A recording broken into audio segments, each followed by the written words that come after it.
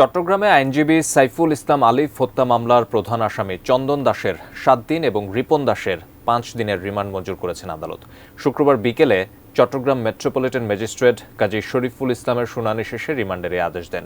এর আগে গত বুধবার আলিফ হত্যা মামলার প্রধান আসামি চন্দন দাসকে গ্রেপ্তার করে পুলিশ। তাকে ভৈরব বাজার রেলওয়ে স্টেশন থেকে গ্রেপ্তার করা হয়। চন্দন চট্টগ্রাম নগরীর কোতোয়ালি থানার বান্ডেল রোড সেবক কলোনির মেথরপট্টি এলাকার প্রয়াত ধারীর ছেলে। বুধবার অপর আসামি রিপন দাসকে কোতোয়ালির বান্ডেল রোড এলাকা থেকে গ্রেপ্তার করা হয়। গত ২৯ নভেম্বর আলিফ হত্যার ঘটনায় ৩১ জনের নাম উল্লেখ করে মামলা করেন আলিফের বাবা জামাল উদ্দিন। সেই মামলার প্রধান আসামি চন্দন।